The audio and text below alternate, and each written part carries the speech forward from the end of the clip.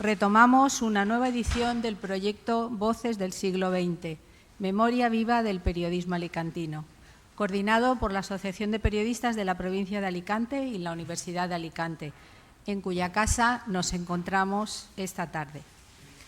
Os hablo en nombre de nuestra presidenta, Rosalía Mayor, a quien le hubiera gustado acompañarnos. Está en el viaje anual de los compañeros de la APA y seguro que se acuerda de nosotros mientras camina por las calles de Oporto. Periodistas que han precedido esta séptima sesión nos han dejado momentos irrepetibles. Hemos vivido con Gómez Carrión, Mira Candel, Mercedes Gómez, María Rosa Mirasierras, José María Perea o Blas de Peñas, sus maneras de ejercer el periodismo en diferentes localidades de la provincia. Y esta tarde nuestras contertulias nos llevarán a Elche. Genoveva Martín Blanch, la primera presidenta de la Asociación de Informadores de Elche, conversará con la presidenta actual de esta asociación, Mariate Bolívar Aznar. Buenas tardes y bienvenidas. Muy buenas. Dos periodistas que, además de compartir ciudad, han compartido redacción, la de La Verdad en Elche, donde Mariate entró en 1995, 6 años después que Genoveva. En 2009, Genoveva deja La Verdad y crea el Gabinete de Comunicación de la Fundación Salud Infantil, mientras que Mariate, además de ser corresponsal de la agencia Europa Press y periodista colaboradora en los diarios ABC y Las Provincias, permanece en La Verdad hasta su cierre, en 2017. Es entonces cuando Mariate comienza a dedicarse a la comunicación corporativa y gestión de comunidades virtuales e impartir cursos y conferencias para varias instituciones y organismos. Genoveva, apodada Leona por algún compañero, también fue la primera mujer en cubrir la sección de Tribunales y Sucesos y un poco más tarde Ayuntamiento, Sanidad y Educación. Durante 20 años ha vivido a través de sus anotaciones el devenir ilicitano para contarlo a sus lectores y se convirtió desde La Verdad en la voz del pueblo. En la presentación que mostraremos a continuación irán apareciendo los grandes sucesos, acontecimientos y celebraciones de todo este tiempo, que después Genoveva recordará con Mariate. Para esta compilación profesional de Genoveva hemos contado con la inestimable colaboración de su compañero de redacción, José María Pallarés, muchas gracias por acompañarnos, y del doctor en Historia Contemporánea Miguel Ors Montenegro, director de la Cátedra Pedro Ibarra, Memoria Digital de Elche. Acompañará también esta tarde a Genoveva y Mariate José Sebastián Escobar Rodríguez, alumno del Máster Universitario en Historia e Identidades en el Mediterráneo Occidental de la Universidad de Alicante. Comenzamos. Disfruten de estos años de historia ilicitana con Genoveva y Mariate. Gracias.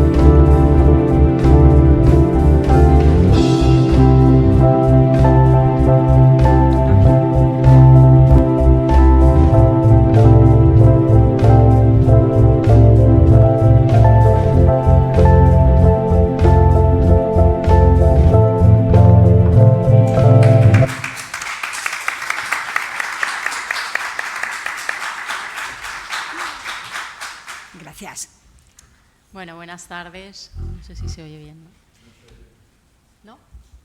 En primer lugar, quería dar las gracias a la Asociación de Periodistas de la Provincia de Alicante por haber pensado en mí para compartir este acto con Genoveva Martín, con Geno, como la conocemos los amigos y los compañeros. Y bueno, en especial sobre todo a Elvira y a Rosalía por lo que hemos comentado, ¿no? Por pensar en mí. Y también a los asistentes, gracias por venir a todos. Es un placer para mí estar hoy aquí junto a Geno, con quien me une muchos años de profesión, que calculamos el otro día que estuvimos juntas en La Verdad unos 20 años. Y bueno, y también por supuesto una gran amistad. Además he tenido la gran suerte de que sea mi antecesora en la Asociación de Informadores de Elche, la primera mujer que presidió la asociación, y con ella llegaron pues muchos cambios y nuevos proyectos que eran del todo necesarios.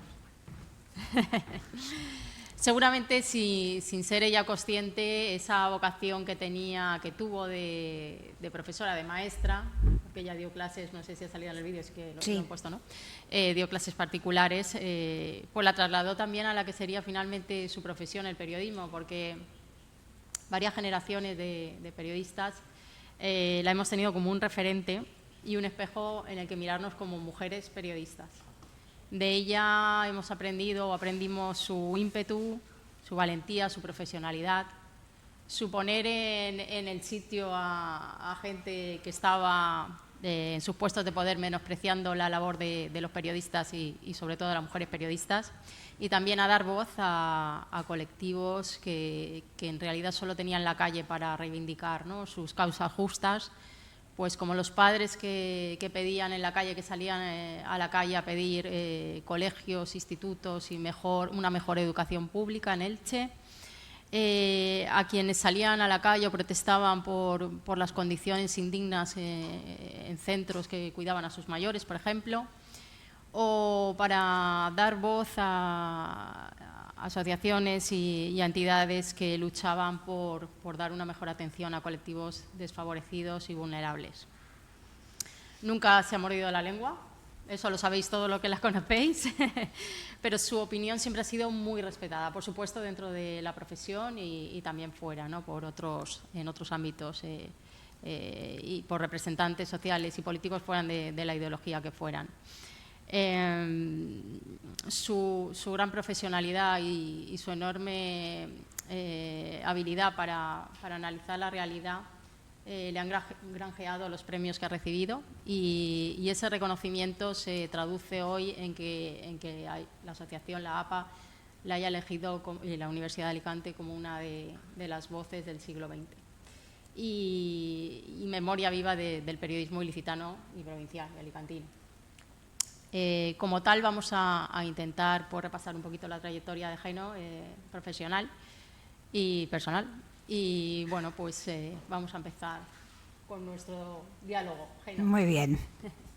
Bueno, ante todo, muchas gracias. Bueno, todos los elogios vienen de una amiga, muy amiga, ¿eh? O sea, sí, creeros simplemente un 10%. No, no es así, no es así. Estoy segura que todos comparten mis ideas y todo lo que he dicho sobre Geno. Geno, tú no tenías estudios en periodismo, pero elegiste filología. Sí. Estudios superiores en filología. Hispánica, sí. Y al final, estudiar esa carrera es la que te llevó a Elche. No sé si No, por casualidad no es así, no es así. Yo estudiaba castellano en el instituto como segundo idioma, después del inglés, y me vine en COU, ¿vale?, en un viaje de estudio, y conocí ahí a quien sería luego mi marido. Y nada, evidentemente me gustaba mucho el castellano, pero dije, pues a lo mejor no estaría mal estudiar filología hispánica. Y por eso cogí filología hispánica. Y de hecho me encantó, ¿eh? Tuve la suerte. Filología hispánica en mi ciudad, en Aix-en-Provence, es una de las universidades con un departamento de filología hispánica muy importante. Creo que es el tercero de Francia, con lo cual tuve mucha suerte. Y además, cuando estudiaste, luego te viniste a Elche, ¿no? Sí, Y bueno, cuando acabaste la terminé carrera, la carrera, etcétera, viniste pasaron a 5 Elche. años y me vine a Elche. Y allí estabas con clases particulares, ¿no? Primero di clases particulares y luego estuve dando clase en 2 academias. Y luego casi por casualidad te pidieron, Bueno, eso una tengo entendido, casualidad. una colaboración, ¿no? Sí. Para una revista. Sí, bueno, mi vida es un conjunto de casualidades. Ahí veo a mi cuñado en la sala y me está mirando como diciendo, sí, sí, tienes razón. Bueno, pues sí, un día a través de mi marido me dice, oye, me han dicho que si quieres hacer un artículo sobre una poetisa francesa que había fallecido, que adoraba a Elche y que había pedido que quería que sus cenizas reposaran en el Palmeral. Digo, pues bueno, si no hay más remedio, lo haré. Hice el artículo para la revista Elche y entonces me llamaron y me dijeron, ¿quieres colaborar? Digo, pues bueno, vale. Y empecé a colaborar con la revista. Pero luego allí escribiste sobre otras cosas, ¿no? Claro, entonces, cuando la revista, bueno, hice unos cuantos artículos, pero luego la revista se transformó en un periódico, en un diario, porque se asoció con Diario 16 y se montó el periódico Elche.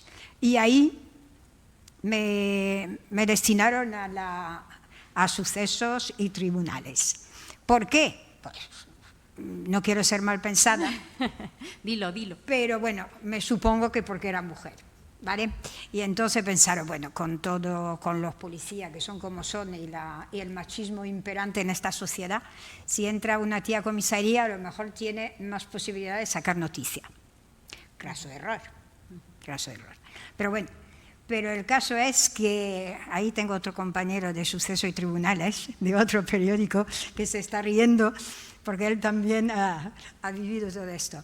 Pues el caso es que al final no, prácticamente al principio es una sección absolutamente apasionante. Porque luego, la verdad, cuando entraste... Claro, me llamaron para eso. Claro, fuiste a esa sección y la primera mujer que creo que ocupó bueno, esa de sección. forma continuada En Elche, sí, que te de forma ocupaste continuada de sí, esa porque sección. vamos a ver, hay televisiones locales y todo eso que Sí, que cubren algún suceso. en algunos momentos, ¿no? Sí. Apasionante. Apasionante, porque ahí no hay trampa ni cartón. Bueno, de todas formas sería un mundo difícil para... Bueno, creo que luego... Sí, creo que hay un compañero que quiere preguntar luego sobre lo va a este asunto. preguntar, Luego hablaremos del luego tema. hablaremos de eso. En cualquier caso, en Elche, en la década de los 90, se sucedieron los delitos más terribles, ¿no? O más rocambolescos. O como Hay de todo, hay de todo como en botica. Pero uno de los más sonados, creo que me comentabas, que era el atraco a Continente, sí, ¿no? el atraco a Continente fue muy sonado porque además es absolutamente rocambolesco. De película. De película, porque además te pregunta, dice, hoy en día eso es absolutamente imposible. El atraco a Continente, bueno, pues un fin de semana, creo que había sido fiesta, no me acuerdo de la fecha exacta, y entonces pues se les ocurre a una banda donde estaba el Pajarín, Juanito el Largo y unos cuantos más, dice, pues vamos a atracar Continente porque desde luego Continente lo que hizo mal es que toda la recaudación de un viernes y un sábado de fiesta, pues se lo quedaron. Se quedaba allí. Claro, estaban bien. Entonces, ¿qué hicieron? Pues nada, fácil. Cogieron 2 coches, hicieron 2 alunizajes, se metieron dentro de Continente a punto de pistola. Había 1 o 2 guardajurados y estaban la señora limpieza. Eso fue visto y no visto. Les quitaron las armas, los metieron dentro de los aseos, los maniataron y ahí se quedaron. Y estos estuvieron trabajando toda la noche para reventar la caja fuerte, se dice pronto. Digo, esto hoy en día es imposible. Y se llevaron pues un buen puñado de millones. La verdad es que la cantidad exacta nunca se supo, porque evidentemente Continente no la quiso decir. Pero eran varios millones, varios millones. Y bueno, al final los pillaron, pero tarde. Pero cuidado, los pillaron, fue buenísimo. Pero Eso el también. dinero no lo recuperarían, ¿no? No, sí, luego recuperaron parte del dinero, porque es que el Pajarín y el Juanito el Largo y otros de la banda se fueron con 2 o 3 días a Portugal. Se pegaron la vida padre y en Lisboa, y hasta varios meses después, que por fin cogió la investigación un tío que sabía lo que llevaba entre manos, los detectaron, supongo que a través de Interpol también, y entonces se fueron para allá. Y los detuvieron cuando se iban a ver, creo, un partido de fútbol o algo por el estilo. Sí, me dicen que sí, ¿ves? El compañero estaba en ello. Y unos días antes de que se largaran a Sudamérica, se iban a Brasil.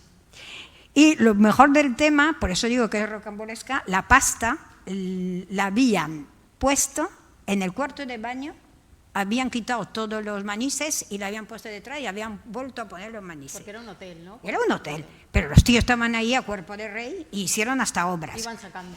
Claro, y iban sacando el caso, y ahí los trincaron, evidentemente. Y ahí se acabó sus correrías. Pero, en una de que yo creo que también el compañero estaría entonces, en una de sus, unas veces que lo llevaron al juzgado para no sé qué, porque habían estado en prevención y todas estas cosas, pues el Pajarín, después de declarar en el juzgado de instrucción, le quitó, se abalanzó en el vestíbulo sobre uno de los guardias, le quitó la pistola y lo estaban esperando en la puerta su compinche con una Kawasaki, y el tío, esposado y todo, saltó en la Kawasaki y se largó. Vale, eso fue buenísimo. Y yo estaba ahí, de estas cosas que estaba bajando la escalera del juzgado y me encontré con todo el fregado. Me hicieron tirarme al suelo y vi cómo el tío saltaba. Bueno, luego los trincaron, etcétera, etcétera. Pero quiero decir, fue de película, cosa que hoy es absolutamente imposible. Y luego tuvimos también un atraco, un secuestro de un avión. Ah, hombre, no nos ha faltado en el de 94. nada. Sí, tuvimos el secuestro de Air Algérie, un avión que se iba, no me acuerdo dónde se iba, espérate que por ahí, bueno, en fin, salió de Argelia y se iba a los Emiratos o algo por el estilo. Ankara. Sí, y total que... lo hicieron aterrizar, ¿no? Sí, lo hicieron aterrizar, porque claro, los atracaron, el comandante de la nave avisó que iba a aterrizar en el Altet, desde a punto de pistola, obviamente, estaba amenazado, y con 127 pasajeros a bordo. El avión había salido de Orán, perdón. De Orán. Y se dirigía a Ankara, exacto. Y le dijeron desde el Altet, la pista no era ni de coña, os vais a una pista que está, o no sé qué, a 2 kilómetros, para evitar problemas, ¿no? Bueno, pues el avión aterrizó y empezaron las negociaciones, etcétera, etcétera, hasta que todo el día, y ya al final por la tarde, subió el cónsul de Argelia con polis y los piratas se rindieron, ¿no? Y se da la casualidad de que estos piratas, pues luego los trajeron a la comisaría de Elche, que entonces estaba en un estado absolutamente lamentable. Los pasearon por toda la calle y me dijeron los polis, mira a ver si le puedes sacar algo porque hablan francés. Y entonces les estuve preguntando si eran del GIA, del grupo terrorista, y el tío dijo, bueno, sí, más o menos, ¿vale? Pero lo único que le puede sacar, porque el tío no iba... Y efectivamente eran miembros del GIA. Es cierto. En esta década también ocurrieron otros sucesos que no estaban clasificados entonces a lo mejor como violencia de género o como violencia sicaria, que no vicaria, sí. Vicaria, perdón, que no existía esa clasificación para estos asesinatos y se produjeron varios. Varios y muy gordos. Y con mucha repercusión. Hay uno que es, antes de que yo entrara en la profesión, o un poco antes, una señora en el barrio de Carrús que desapareció. Y nunca se supo más nada de ella y siempre se ha pensado que el marido la mató y la metió en una obra que había enfrente de su casa y le echaron encima, construyeron la casa. Este cadáver nunca se encontró. Sí, hubo varios asesinatos y desapariciones. Además de esta señora, desapareció Gloria Martínez, que es una chica que vivía en Alicante, pero tratamos el tema también desde Elche, porque la familia era de Elche, ¿no? Y esta chica tenía 17 años, supuestamente tenía un síndrome borderline, digo supuestamente, con cuadro psicótico agudo, por lo que la familia, ¿estaba en una clínica? Sí, aconsejada por una psiquiatra, la llevó a una clínica al Fas del Pi. Bien, se da la casualidad que la clínica no estaba preparada para atenderla. Esta chica la ataron en una cama, etc. Se dieron cuenta, supuestamente, que se había ido. Mentira, porque estaba atada. Era difícil. Sí, era muy difícil. Y no llamaron a la policía hasta el día siguiente. Claro, evidentemente, siempre se ha pensado de que la habían matado ahí, no se sabe ni cómo ni quién, y que luego la habían incinerado, porque tenía un incinerador. No se ha podido demostrar, nunca se encontró la chica, y en 2009, eso ocurrió en 1992, en 2009 se condenó a una psiquiatra de la clínica y a la clínica. Indemnizaron a la familia con unos 100.000 euros. Evidentemente esta familia se quedó hundida para toda su vida. En fin. Sí, luego también recuerdo que en el caso de Antonella Zucca, que también, no sé, los artículos que escribiste sobre esto. Sí, Antonella Zucca fue otro de los casos. Era una joven italiana, veinteañera, que se vino a vivir a Elche, de hecho trabajaba en una fábrica de zapatos, y esta chica se hizo novio de un tío, de un bancario, que no voy a dar más detalles, de un bancario que tenía unos cuantos años más que ella. Se fueron a vivir juntos en un piso en Carrús, y esta chica, por arte de birli-birloque, desapareció de la casa. 2 años después, varios años después, se detiene al novio. Cuidado. Ahí tengo que precisar que varios de esos crímenes, la investigación policial fue lo que se dice claramente, y con esta palabra, verdaderas cagadas. Con estas palabras.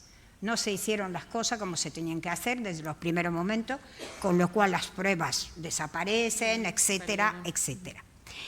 Bueno, ahí la empresaria que le hacía trabajar, bueno, con quien trabajaba, esta señora se movió muchísimo. Su caso salió en televisión española, etcétera, etcétera. Sí, tuvo repercusión mediática nacional. Bueno. Y cuando ya se puso la policía a trabajar, pues dijeron, podría ser que el novio tuviera algo que ver en este asunto. Detuvieron al novio, el novio obviamente lo negó todo, pero dijo, sin embargo, que cuando volvió a su casa, la encontró muerta en el suelo, que se había pegado, yo sabe cómo y por qué, contra la encimera en la cocina y se había desnucado. Y que obviamente él tuvo mucho miedo, cogió el cadáver, la sacó enrollada en una alfombra y se la llevó, dice él, a un descampado, bueno, a un solar en la carretera de Elche a San Fulgencio, donde casualmente sus padres tenían una casa, los padres de él. Bien, ¿qué pasó? Que fue muy listo, porque dijo el lugar donde no estaba, con lo cual durante mucho tiempo se removieron toneladas de tierra y nunca se encontró el cuerpo de Antonella. Antonella sigue desaparecida. En 2007, como os daréis cuenta, 13 años después, se concluyó el sumario. Otro éxito. Otro éxito. Luego en 96, como decías tú, tenemos otro asesinato. El asesinato de otra chica de 23 años, Trini Agulló. tuvo también mucha repercusión. Mucha repercusión, sí, porque además la familia era muy conocida porque su padre era el jardinero de un colegio de Elche. Y lo conocía mucha gente. Bueno, ¿qué pasó ahí? Pues esta chica pues regresaba a su casa y fue a aparcar su vehículo en el garaje donde lo aparcaba siempre. Era un garaje, no era particular, era un garaje donde se podía entrar mucha gente. Y por lo visto, cuando se abrió la puerta, era de noche, entró el asesino. Sí. Eso también luego bueno, esto, un trauma para claro, la cosieron a puñalada, es decir, 10 puñaladas. Además, sí, en órganos vitales. La chica sobrevivió porque pudo, pese a que la habían apuñalado de esta manera, pudo subir la rampa, arrastrarse hasta la calle y había enfrente un bar que todavía estaba abierto y le socorrieron. Pero le habían destrozado el hígado, el corazón, los pulmones, etc. Y la chica dijo esta frase: me querían violar. Y nada más, porque luego no se le pudo tomar declaración. Tengo que decir que ahí también estuve en el sitio y estuve cuando la policía estaba inspeccionando el lugar. En mi vida había visto otra imbecilidad como la que vi. Es decir, el coche que estaba en el garaje, en vez de que la científica hiciera lo que tenía que hacer en el garaje, lo subieron a la calle para tomar las huellas. Ni os quiero contar las huellas que había encima del coche, de policía y de todo Cristo. Bien, con lo cual empezamos mal y obviamente no se encontró culpable ni nada de esto. 2 años después se detiene un amigo del novio, un chaval que sufría y que sufre esquizofrenia. Supuestamente, 2 años después, un señor que pasaba por la calle lo reconoció y dijo que lo había visto salir del garaje. Casualmente, esta persona, testigo protegido, según pudimos saber, era un confidente de la policía, casualmente. Vale. Detienen al pobre chaval, está 2 años y 2 meses en prisión preventiva, hasta que un jurado popular lo absuelve, porque evidentemente, además no era él. Otro crimen sin resolver. Y después de producirse este crimen, se crea una plataforma ciudadana para que se aclare este asesinato, el de Antonella Zucca, el de Andrés Carrere, que es un chaval que también asesinaron en Crevillente, y muchos otros. Sí, ahí nace la plataforma. Sí, con una manifestación, con miles de personas. Ya empieza a movilizarse la gente. Exacto. Bueno, pues otro crimen sin resolver y casualmente otra mujer joven. Que no fue la única porque luego asesinaron a Geli Pomares. Eso ya fue el colmo de los colmos. En 1999, otra chica joven, Geli Pomares, es una chica que además no salía y su tía, que era joven, le dice: vente conmigo al carnaval de Alicante. Bueno, vuelve sobre las 7 de la mañana y cuando aparca su coche en el sector quinto de Elche, una zona bastante desierta a esas horas, un tío abre la puerta, le pone un cuchillo en la garganta y le dice: ¡hala! Conduce. Y se la lleva a un paraje natural, que es el Hondo, y ahí pues la viola. La viola de todas las formas posibles. Luego la estrangula y la tira a un azarbe, donde un señor que fue a regar su campo la encuentra. El asesino deja ahí el cadáver y coge el coche y se va a Santa Pola. Y finalmente abandona el coche en un pinar en Santa Pola. Bien, obviamente ahí sí que había huellas y se sabe quién es el tío. Además, hubo también una mujer que un poco tiempo antes de que cogiera a Geli, pasaba por el pont de la Generalitat e intentó secuestrarla. Y entonces esta señora fue a la policía, lo describió, etcétera, etcétera.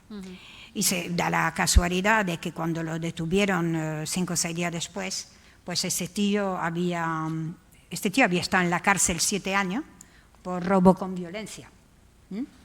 Bueno, ese sí que lo... Sí, a ese sí que lo trincaron. Ese sí. Pero bueno, quiero decir, qué casualidad, y hubo antes de todo esto, en los años 80 también asesinaron a una chica en Error de Baix, que era la hija de un policía local. No recuerdo este. Sí, no, tú eras muy pequeña. No tanto, pero no recuerdo este. Sí, quiero decir, sí. En fin, y violencia evidente contra las mujeres, sin ningún tipo. Y luego el caso de violencia vicaria del triple parricidio. Eso fue tremendo. Eso sí que fue absolutamente tremendo. Además, fuimos, por desgracia, a Elche siempre en noticia por hecho luctuoso a nivel nacional o por asuntos políticos con mala leche. Y me voy a callar. Bueno, el caso es que, ¿qué pasó ahí? Era el 13 de abril de 2005, me acordaré toda la vida. Eran las 9 de la mañana y me llama un poli, una de mis fuentes. Y me dice, vete a la calle Pablo Picasso número 13, que un hijo de la Gran Bretaña acaba de matar a mazazo a su mujer y a sus 2 hijos. Le digo, pero tío, ¿qué me estás contando? ¿Estás flipando o qué? No, te juro que es verdad, vete para allá. Bueno, inmediatamente llamo a mi fotógrafo, digo, Paco, muévete, ¿qué pasa eso? Che, no, estoy todavía sin duchar. Digo, pues te vienes sin duchar. Total, que nos vamos ahí. Efectivamente, ahí cogimos a la policía, bueno, para las fotos y para todo eso. ¿Qué había pasado? Este tío era adicto a la cocaína y era ludópata. Bien, durante tanto su mujer como la familia del chico estuvieron ayudándolo durante años. De hecho, estaba yendo a rehabilitación y todo esto, y hacía 2 o 3 años que no consumía. Trabajaba en una empresa de su hermano, y trabajaba, en este caso, estaba en un pueblo de Alicante haciendo una pista de tenis. Bueno, y ahí con los amigachos dice, ¿por qué no nos vamos de juerga? Y efectivamente, y la juerga era pues unos cuantos gramos de cocaína, alcohol y todo lo que hiciera falta. Y el tío, por eso lo crujieron luego en el juicio, el tío lo tenía todo planeado, llama a su casa y le dice a su mujer, dice, voy a llegar tarde porque tiene que fraguar no sé cómo se llamaba lo que había. Dice, así que llegaré muy tarde esta noche, acuéstate con el niño. Es decir, el tío lo tenía todo planificado. Más fácil matar si el niño estaba al lado de su madre. Vale. Se van de juerga, se mete la cocaína que tiene que meterse, llegan todos a Elche en un coche y el tío, que iba todavía vestido de obrero, vamos, de albañil, lleva una maza con la que trabajaba y en vez de dejarla en el coche, obviamente la lleva encima. Cuando llega a su casa, entra a la habitación, mata en primer lugar a su hijo de 6 años, le destroza el cerebro, la cabeza, su mujer se despierta, asesta los mismos golpes a la mujer, pero no la mata y entonces va a por el niño pequeño, un niño de 2 años que estaba en la cuna. La mujer se pone a gritar como una loca, entonces vuelve, la remata y mata al bebé. A continuación, el tío coge la cartilla de ahorro de la familia, coge unas cuantas fotos, y unos juguetes de los niños. Se va al cuarto de baño, se acicala, se perfuma, etcétera, se baja. Y también había cogido dinero en efectivo y le dice a los amigos, vámonos de juerga. ¿Dónde terminan? Pues donde terminaba todo este tipo de gente, en la carretera Elche-Alicante, en un puticlub. Entra al puticlub y obviamente no se contenta con beber y acompañar a los amigos, sino que pide los servicios de una prostituta y le deja la maza a la mami. Hace lo que tiene que hacer y se va. Y en el camino se da cuenta que se ha dejado la maza ahí. Y entonces vuelve, la coge y ya se van. Y en el camino están todos pasados, no sé lo que le dice uno de ellos, y le asesta también un mazazo a uno de los compañeros. Y entonces, ni corto ni perezoso, se acercan al hospital de Elche, abren la puerta, lo tiran a la puerta de urgencia y se largan. Y el tío se va al campo donde vivían sus padres, porque ahí tenían pájaros y no sé qué, y supuestamente era un gran aficionado a los pájaros y le iba a dar de comer. Y ahí está. Y claro, a las 6 de la mañana lo encuentra su hermano ahí. Y le dice, ¿qué haces tú aquí? No, he venido de dar de comer a los pájaros. Y le dice, pero ¿y tu mujer y tus hijos? Porque ya se temían algo. No, están en el médico porque el chiquillo no sé qué, no sé cuánto. Y entonces el hermano dice, sube al coche que nos vamos a tu casa. Y se lo lleva. Y obviamente él se había dejado la llave de su casa en el otro coche que había dejado en el campo para que no pudieran entrar. Pero bueno, cuando llegan a la puerta dice, ay, no tengo la llave. Llama al otro hermano, el hermano viene con la llave, se suben a casa y cuando ya va a abrir la puerta, claro, el tío dice, el percal que se van a encontrar, confiesa, ¿no? Le mete un par de empujes a los hermanos, se larga, corriendo, consigue coger un taxi en una parada que había detrás de su casa y se larga. Bueno, y ahí ya toda la policía revolucionada, etcétera, etcétera. De esas casualidades de la vida, que sobre las 12 de la mañana me llama mi marido que volvía de una reunión en Alicante. Me dice, oye, ¿qué puñeta está pasando en Torrellano? ¿Han atracado una caja de ahorro? Porque ahí hay policía y de todo. Digo, no. Digo, esto es esto, que se ve que lo han trincado al parricida ahí. Entonces inmediatamente llamamos a Alicante para que mandaran fotógrafos, nos fuimos desde Elche, para todo el reportaje, y lo cogieron. Bueno, este señor obviamente al final no tenía más remedio que confesar, porque había muchas pruebas en contra de él, y creo que lo condenaron a 54 años de cárcel, un jurado popular, y luego a los 17 años de estar en la cárcel hubo justicia divina y se murió. Has escrito ríos de tinta en bueno, análisis y sucesos, porque por si faltaba poco, todo el trapicheo de drogas que ha habido en Palmerales, el clan de los marselleses. Bueno, el clan de los marselleses, eso es otra cosa. Eso es súper interesante porque esto es otro de los confidentes de la policía, que era traficante de droga, que lo llamaban el Ardilla. Ese tío tenía un chalet por todo lo alto, en una pedanía de Elche, que ahora mismo no me acuerdo el nombre, y seguía traficando, y lo sabía la policía, porque claro, en fin, le daría algunos soplos interesantes y lo dejaban traficar. Bueno, pero no era el único, la policía no eran los únicos que sabían que traficaba con droga. Ahí se presenta un día por la mañana miembros del clan de los marselleses, es decir, habían venido de Francia, imagínate el alijo de droga que podía tener este tío en su chalet. Y asaltan el chalet para robar la droga. Y ahí se monta un tiroteo. Tengo que decir que uno de los miembros de la banda era un antiguo guardia civil y iba disfrazado de guardia civil, con lo cual el tío abrió la puerta, ¿no? Bueno, se monta un tiroteo, muere un tío del clan de los marselleses y se monta la de Dios. Llega la policía y, en fin, detienen obviamente a los que quedaban del clan de los marselleses, y el Ardilla era la víctima y tampoco lo detienen, ¿vale?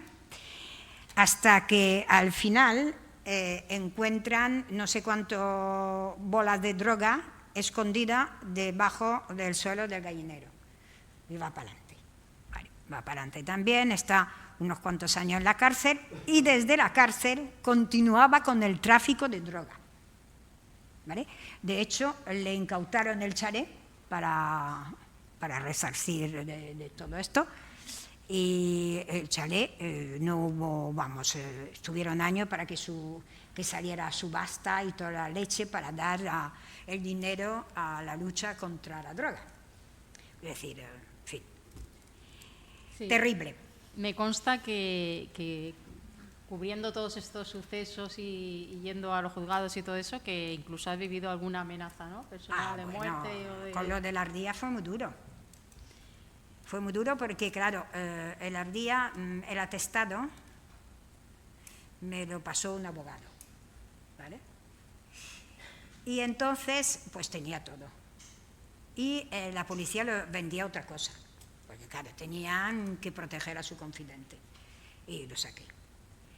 El día siguiente, a las 9 de la mañana, me llama la jueza que llevaba el caso. Dice: Genoveva, te quiero aquí en mi despacho a las 10. O enseguida, no sé lo que me dijo. Digo, pues mira lo que te digo. No voy a decir su nombre porque esta señora está todavía en activo y además está en Alicante. Y me dice: te quiero aquí ya. Digo, mira, va a ser que no. Va a ser que no, porque yo entro a trabajar a las 10:30, yo tengo una reunión de redacción y cuando termine iré a los juzgados y entonces iré a tu despacho. Bueno, no os quiero decir cómo estaba. Efectivamente, voy a su despacho, me dice: ¿qué? Parece mentira, me has reventado la operación. Digo, ¿pero qué operación te he reventado, tía? Pues si está todo dicho, yo no te he reventado nada. Bueno, pues bien, bueno, ya veremos, vale. Bueno, total, que bajo para irme y bajaba un tío de la brigada judicial, un jovencito prepotente, machista, lo tenía todo. Sí, además me tenía entre ceja y ceja y yo también. ¿Ya lo conocías? Sí, ya nos conocíamos, pero lo conocía por machista a tope. Y el tío me coge delante del juzgado y me dice, me amenaza, me dice hija de la Gran Bretaña, todo lo que tú quieras, voz en grito, pam, pim, pam, pam. Y entonces le digo a los guardias civiles que había en la puerta, les digo: lo habéis oído, ¿no? Levantar un atestado porque lo voy a denunciar. El tío ya se vuelve loco y continúa diciéndome de todo y entonces digo: mira, tío, aquí el único hijo de la Gran Bretaña que hay eres tú. ¿Sabes que estás insultando a alguien de la Fuerza de Seguridad del Estado? Digo, claro, y obviamente estoy contestando. Digo, mira, vete a paseo, le dije otra cosa, que ya la asesoría jurídica del periódico ya se encargará de hacer lo que tiene que hacer. Bueno, pero se montó un pitote en la puerta de los juzgados que no veas. Hasta allá. Pero bueno, seguro que ya dejó de... Ya. Lo convenciste para que dejara sí, para que dejara, ¿no?, de tontear. Bueno, en este punto, como hemos comentado antes, José Sebastián, el alumno de la UMH del máster de Historia e Identidades en el Mediterráneo Occidental, quería hacerle unas preguntas a Genoveva, que si quieres nos puedes acompañar y querías hablarle sobre este tema sobre estos temas que está comentando ella. Si quieres le Hola, encantada. Un honor estar aquí, gracias al público. Yo tenía un par de preguntas para hacerle a Genoveva, sí, que realmente ha tenido una trayectoria espectacular bajo mi punto de vista, y yo le haría muchísimas más preguntas, pero seguro que el tiempo no me da, me echa antes. Las puedes cambiar, ¿eh? Las puedo cambiar, ¿verdad? Y mi primera pregunta va en relación con la experiencia que usted tuvo en La Verdad, que justo María te estuvo hablando de ello y casi me chafa la pregunta. Y mi pregunta es, en relación a La Verdad, en su etapa en La Verdad, usted cubrió sucesos y tribunales. Sí.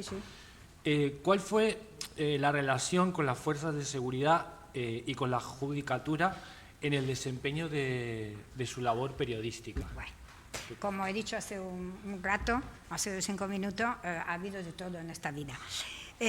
No fue fácil. No fue fácil, primero porque entonces tendría 35 años, una cosa así, no sé, o por ahí, era todavía muy joven, no había mujeres que iban a diario a la comisaría, con lo cual era, y menos aún que se metieran en los despachos. ¿Que era la década de los 90 o por ahí? Sí, finales de los 80, el principio del 90. Claro, no les gustaba mucho que pululara por los despachos. Entonces, y encima también tenía que luchar con periodistas hombres de otros medios, pero no mi compañero que está ahí, cuidado, que eso él entró más tarde. que se iban a tomar cerveza, lo que hiciera falta, con los policías, y que le decían a esta tía ni agua, vamos, ¿lo entiendes? Entonces, eran todos unos machistas redomados y unos pedazos de prepotentes que no concebían que fuera capaz de sacar información. Bueno, pues nada, se reían de mí. Al principio me hice amiga de la secretaria del comisario. Menudo comisario, no quiero entrar en detalle. Un desastre absoluto. Entonces, esta chica me chivaba más o menos los temas y me indicaba además quién podía hablarme del asunto para atarlos. Así empecé. Luego había otra chica que trabajaba en el DNI, cuya pareja era inspector. Me hice amiga de ella también. Y evidentemente a través de esto ya me metí en comisaría, el inspector, esto, lo otro, y ya pude. Y luego, claro, hay una cosa que es cierta. Los periodistas tienes que demostrar a las fuentes que tú vas a hacer fetén, que tú no vas a revelar tus fuentes. Exacto. Eso es primordial. Entonces, cuando se dieron cuenta que evidentemente ni bajo tortura, no lo sé, si bajo tortura, iba a decir algo, pues ya me fue mucho más fácil. Me fue mucho más. La judicatura, pues los jueces, ni te cuento. Los jueces también eran bastante, de entrada tenía que decirle señoría, esto es señoría por aquí, señoría por allá, eran bastante también prepotentes. Vale. Entonces, ¿cómo se podía trabajar? Pues entraba en el despacho de su señoría cuando no había más narices, cuando ya tenía. Pero yo ya me había hecho una red, como con todos mis compañeros, a través de, de las oficiales que estaban en los juzgados y las auxiliares, que son las que verdaderamente manejaban la información. Es decir, la sororidad me ha servido mucho en esta profesión. Las mujeres unidas nunca serán vencidas. Bueno, y de los juzgados he sacado... Decía, deja el expediente ahí, déjalo abierto. Y no era la única que lo hacía, de mirar el atestado, Y entonces, pues, directamente copiaba. Claro, hubiera habido entonces móviles, claro, hubiera hecho una foto. Claro, tenía que ponerse a copiar ahí. Claro, y que no te trincaran. Claro, todo eso ahí. Claro. Una situación... Bueno, pero esto era la sal de la vida. Me lo he pasado genial. Yo recuerdo mucho a Genoveva, y seguro que alguno de mis compañeros de La Verdad también, que una frase suya, bueno, porque sacaba muchas exclusivas y también es verdad que había muchos sucesos, era paren máquinas. Que en nuestro argot un poco quiere decir pues que se levantan las páginas, que se cambia, digamos, el organigrama que hay de páginas, la estructura que hay, porque hay un tema sobrevenido que es interesante. Pues a lo mejor, eso es la misma mañana antes. No, a la mañana no, a las 8, a las 9 de la tarde. Por la noche, cuando estaba todo escrito ya y todo a punto de mandarse Ahí está mirando el que era redactor jefe de Alicante y dice, cuando había que levantar páginas. Luego teníamos una página de última hora y todo, pero cuando no la teníamos había que levantar. Había que levantar la página y a veces se caía en Noticia de Alicante y tenía un compañero en Alicante, pobrecito mío, que se cabreaba muchísimo y que se metía con el redactor jefe. Bueno, mi segunda pregunta va relacionada con el periodismo y el compromiso social. Sí. En vista de su trayectoria, ¿cómo concibe usted la relación entre el periodismo, la responsabilidad social y la consolidación de una ciudadanía democrática?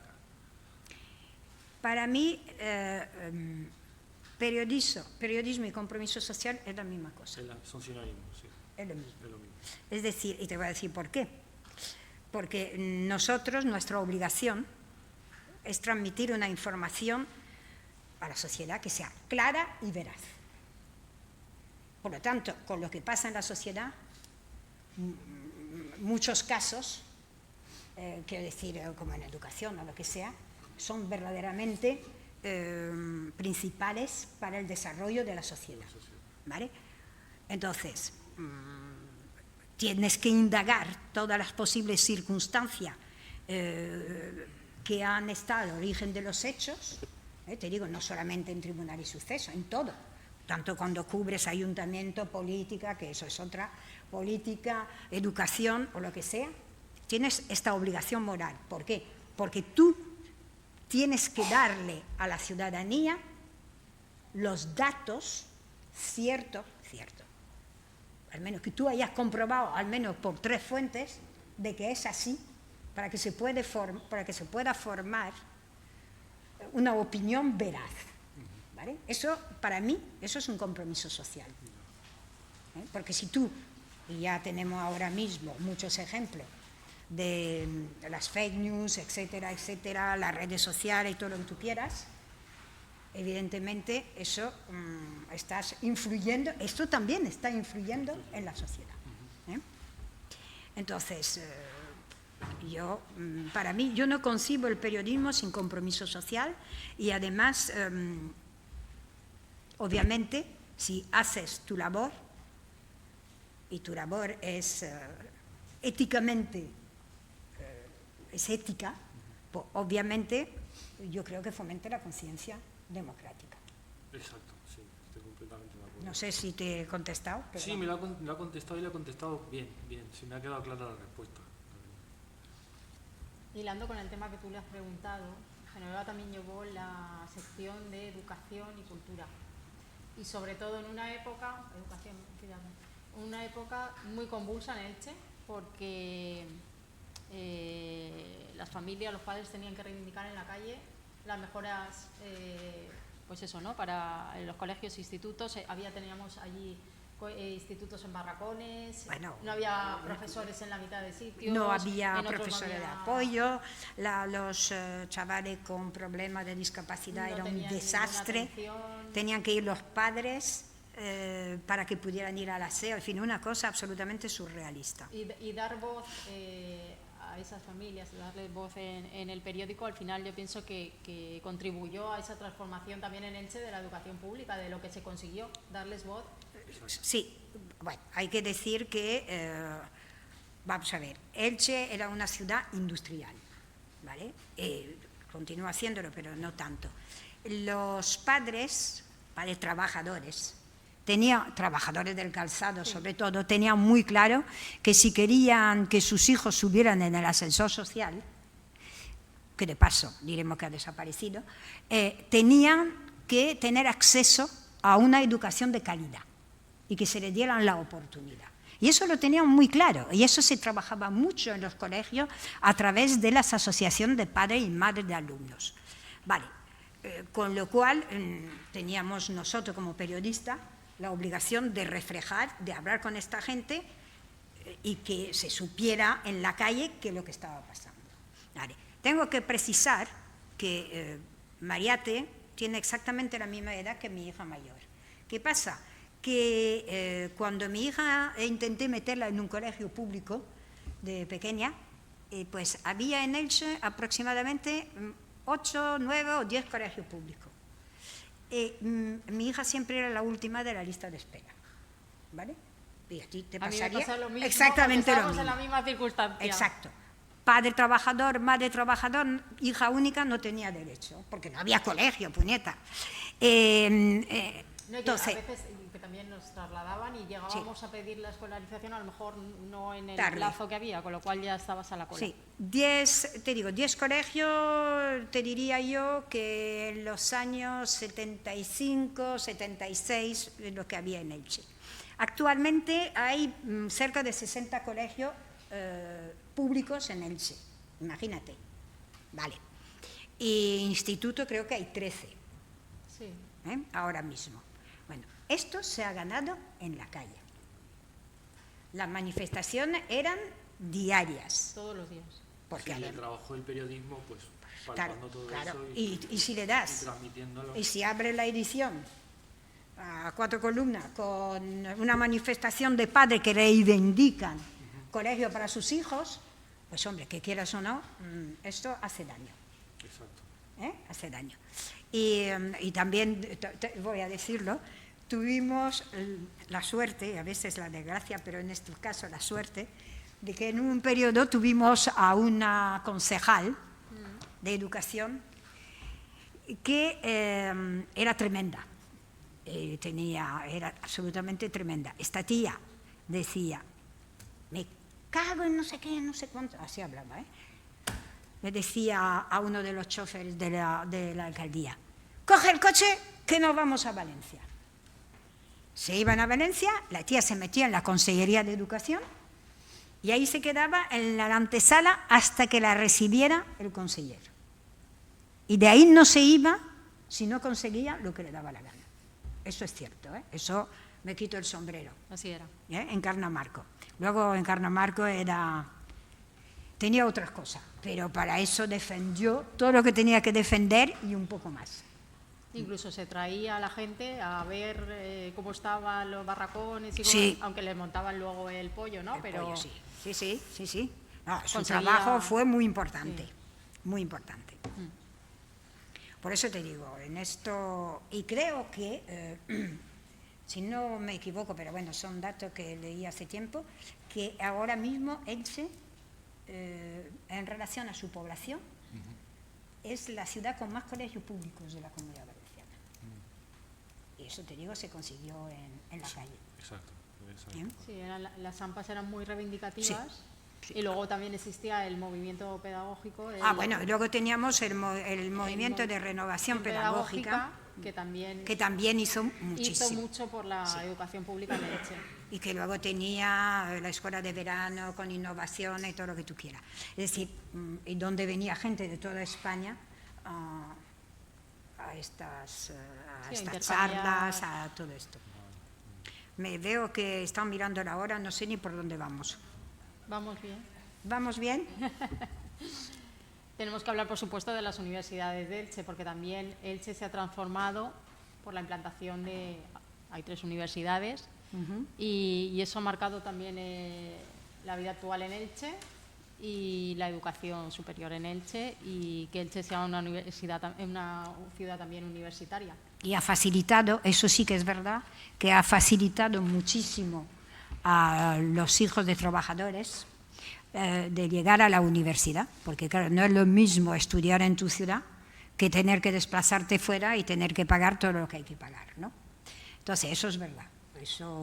Pero además es curioso, porque la primera universidad que hubo en Elche fue hace 50 y pico de años, fue una de la UNED, la sede de la UNED en Elche, y no es una casualidad. Es precisamente porque la gente trabajaba de día y luego pues tenía que estudiar a distancia. No es una casualidad. La única opción de seguir formándose. Eso es cierto. Y luego, bueno, pues cuando ya se... Luego vino el CEU de San Pablo. De Carmelitas, de la calle Carmelitas. En la calle Carmelitas, en el pleno centro, que luego, en tiempo del primer ayuntamiento popular de Mercedes Alonso, les regaló, porque los regaló, los antiguos juzgados de Elche, donde ahora tienen otra sede, y ahora han abierto otra sede, o van a abrir otra sede. También en pleno centro. En pleno centro, en lo que era el cine Capitolio. Vale, y luego por fin, en 1996, se crea la Universidad Miguel Hernández, que creo que comenzó en el 97-98. Y luego, pues con toda la polémica, que ahí los de Alicante no lo perdonarán nunca, y tienen razón en cierta medida, que la Universidad de Elche cogió la Facultad de Medicina que estaba en San Juan, y ahí se montó la de Dios. Y continúa la cosa. Sí, vale. Con medicina. Con medicina. Porque además la Facultad de Medicina en Alicante era la joya de la corona. Claro, tenía además el instituto hay que decirlo, de neurociencias y todo. Ya hay algunos que se ríen a sabiendas de lo que es cierto. Ahí hubo cuchilladas. Sí, también es verdad que para Elche ha sido un revulsivo total tener la Miguel Hernández ahí. Hombre, además es una universidad que tiene varios campus. Claro. Orihuela y Altea. Donde Juan, está Elche, Orihuela y San Altea. Juan, Altea y Orihuela.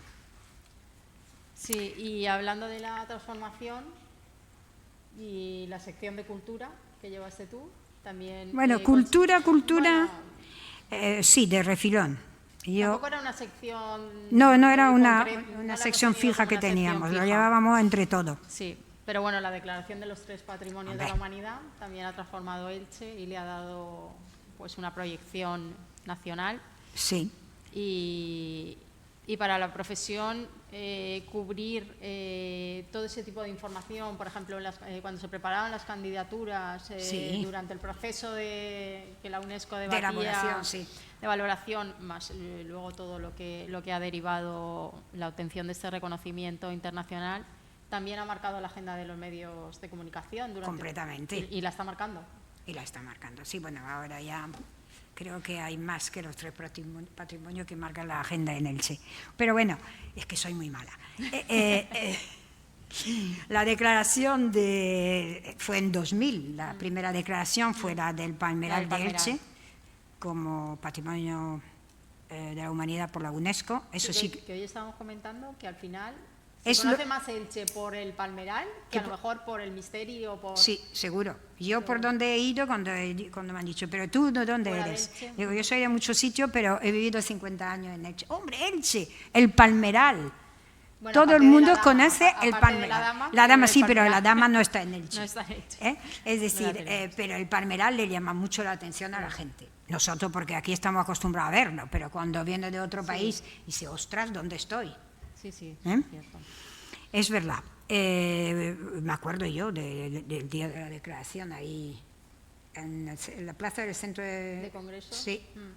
Sí. Que a las 3 fue, ¿no? Cuando se dio a conocer. Sí. Al lado de la basílica. Exacto. Y luego, pues un año después, volvimos a hacer patrimonio oral e inmaterial de la humanidad. El primero que se... Sí, se dio a Elche. Y espérate, Elche fue el primero y hubo otro patrimonio inmaterial. Sí, yo creo que fue después de Elche. Sí, bueno, el caso es que sí, es la primera vez que la UNESCO daba un patrimonio oral e inmaterial. Y fue el Misterio, que también estuvo bien. Y ahí, bueno, en fin. Yo estaba puntualmente cubriendo esos actos, porque claro, cuando declaran un patrimonio, pues estaba toda la redacción, ¿vale? Sí. Pero, en fin, no era tampoco mi sección. Ahora, era bastante interesante, porque vino mucha gente interesante. A las representaciones. Sí, estuvo bien. Y luego ya en 2006, cuando ya nadie se esperaba, pero yo ya no estaba, por lo tanto no lo cubrí, fue la declaración de... ¿Que es la menos conocida? Es la menos conocida, sí, del Museo de Pusol. Pero igual de importante. Sí, porque esto es... Dentro del registro de prácticas ejemplares, es patrimonio de la UNESCO también. Y es un museo escolar que sobre esto sí que he escrito mucho, porque este museo, como su nombre lo indica, se gestó durante muchos años, estuvo en la Escuela Unitaria de la Pedanía de Pusol, y son los mismos alumnos los que recogían todo el material, los testimonios, etc. La verdad es una maravilla. Y sí, pero poca gente fuera de Elche lo conoce. Sí.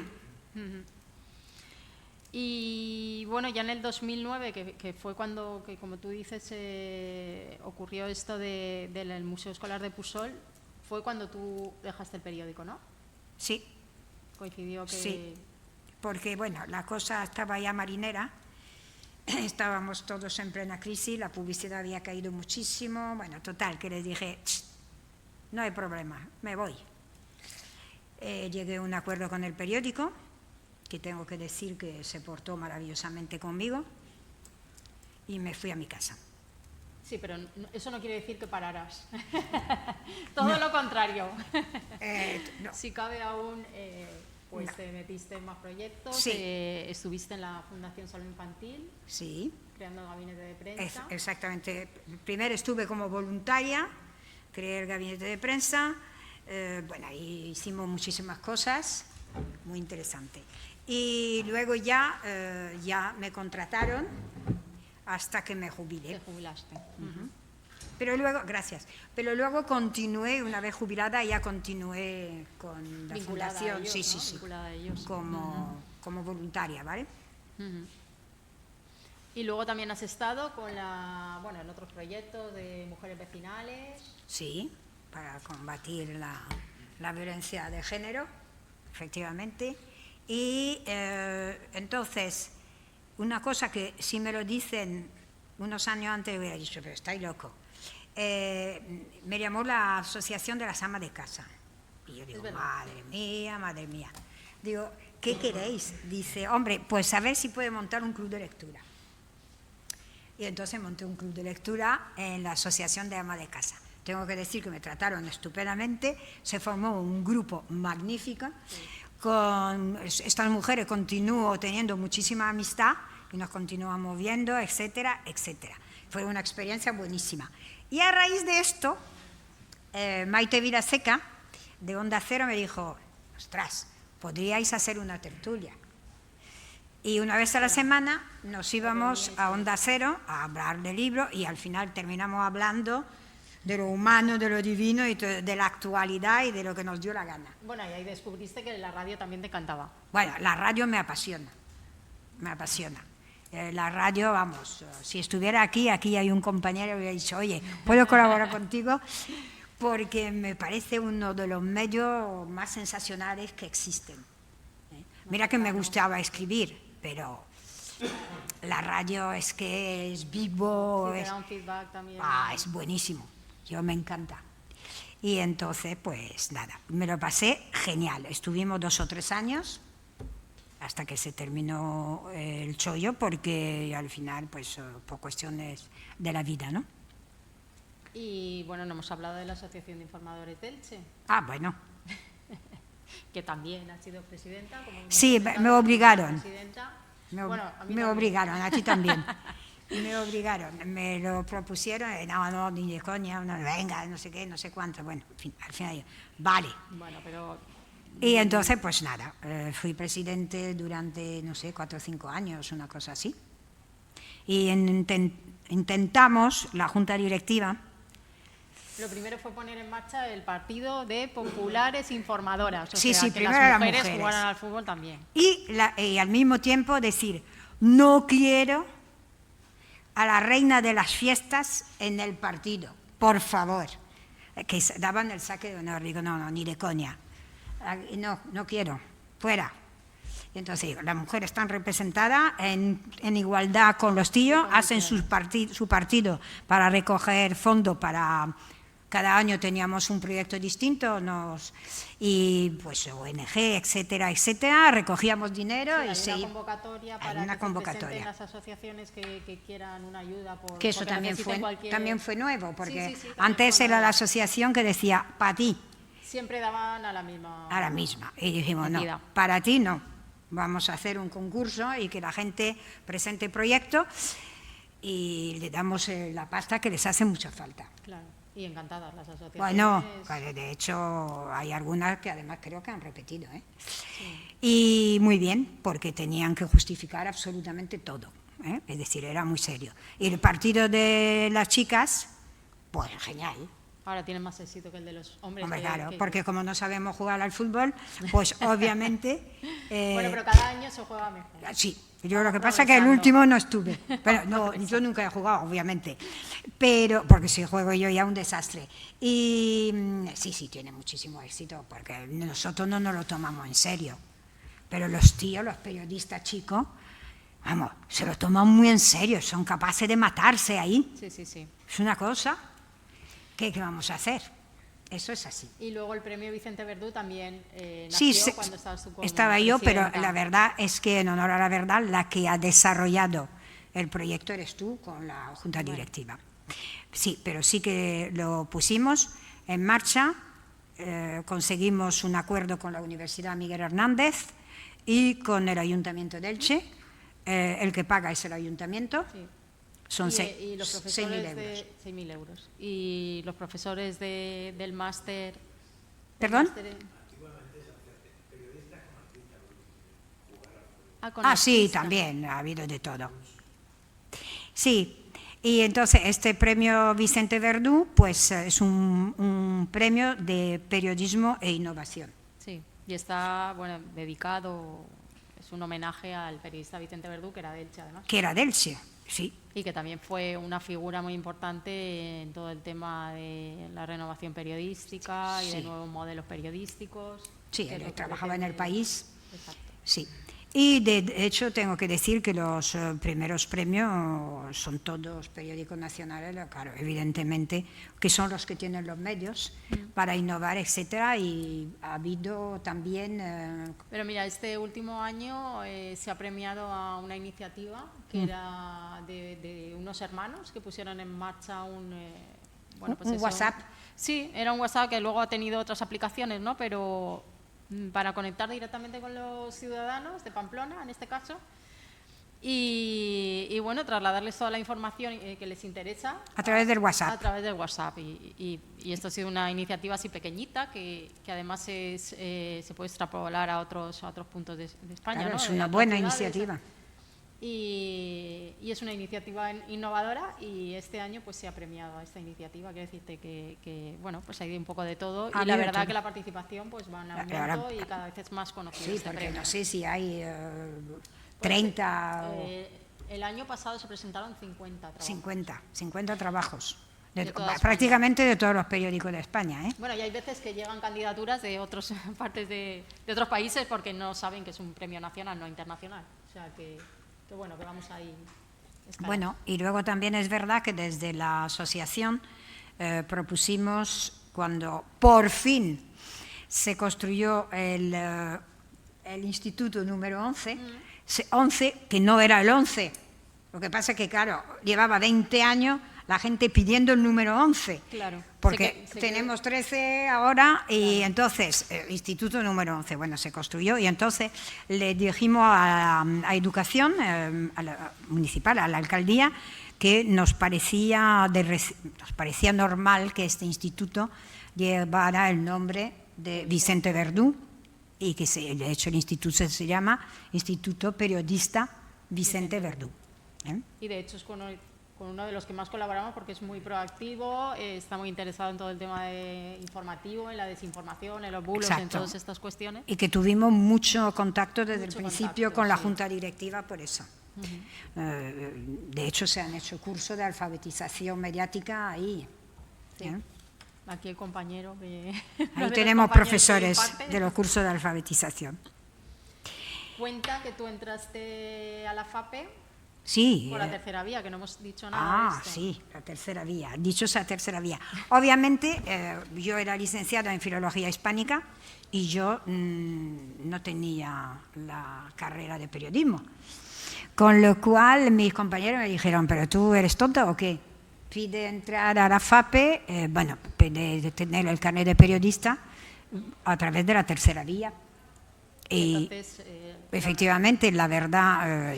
mandó el informe que tenía que mandar, porque claro, tenía que justificar como mínimo 10 años de ejercicio de la profesión, y obviamente mandé mis diplomas y finalmente pues entré en la FAPE. Yo tuve el carnet de periodista, y eso lo hice a través también de la Asociación de Alicante, porque primero estuve en la Asociación Provincial y luego entré en la de Elche. Pero primero estuve en la APA. Y bueno, hoy en día el acceso a la tercera vía se ha cerrado. Ya no se puede. No se puede, tienen que ser licenciados. Y no tenemos tiempo, pero se podría hablar mucho sobre ese tema. Yo creo que se debería de haber dejado, en cierta medida, una puerta abierta en algunos casos. Porque continúa habiendo, hay grandes periodistas que no tienen Luis del Olmo no lo tiene.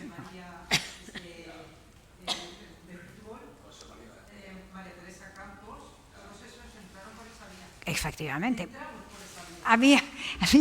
Exacto. Hubo una época, porque además no había tanta escuela de periodismo ni facultad de periodismo. Claro, por eso. Con lo cual hay un montón de gente que estaba en periodismo y que no tenía el título. Pero bueno, que eran normalmente licenciados en otras cosas, etc. Entonces, bueno, la FAPE tomó esta decisión en un congreso. Bien, supuestamente por el intrusismo, me parece un brindis al sol, sobre todo ahora cuando tenemos a los influencers que hacen lo que les da la puñetera gana y que están en la red y la fake news, etcétera, etcétera. Entonces, me parece... Por supuesto. Porque son los creadores de los bulos. Precisamente no necesitan un dato, son los bulos y en sí Exactamente. son los que en ese momento Sí. se les está escuchando en todo el país. Entonces, en este momento, bueno, yo he estado en Faro de Vigo, en el decano de la prensa, ¿no? Y en aquella, como habéis dicho, se dejaban entrar porque realmente la escuela de periodismo no existía. Claro, claro. Entonces, pero hoy día tenemos a Miguel Ángel Rodríguez, el que está asesorando, se puede Sí. decir, a Ayuso. Bueno, no se puede decir, es así. Es su asesor. Y hay así muchos medios digitales que realmente están recibiendo dinero de algún grupo político en sí y están haciendo los bulos y haciendo que el bulo sea veraz. Haciendo que el bulo sea veraz. No nos debemos de extrañar porque si un personaje como Trump, Orbán o Milei son realmente políticos es porque hay mucha gente, voy a decir una palabra que no me gusta decir más estulticia que idiotas, pero es igual, ¿no? Es igual. Entonces, en ese momento hay muchos periodistas que no son periodistas y están en este momento dirigiendo este país. Pues sí. Lamentablemente. Nada más. Bueno, de hecho esto no es nuevo. Que yo sepa, esto lo inventó Goebbels. Con el nazismo.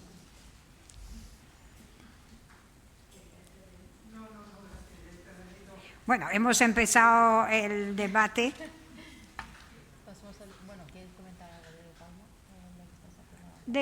Lo que hago en Palma, pues lo mismo que...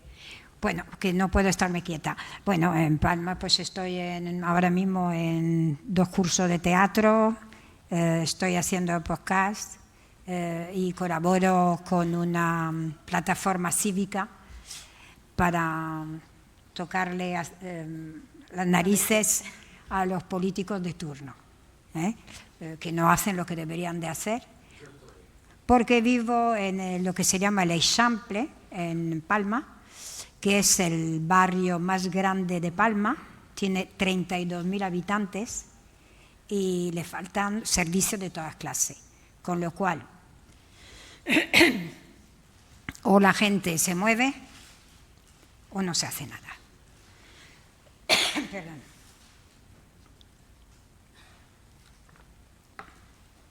Quiero decir, aburrirme no me aburro. Estás implicada en todo lo que... Vale. Y ahora mismo estamos poniendo en marcha también un proyecto con una fundación de personas con discapacidad.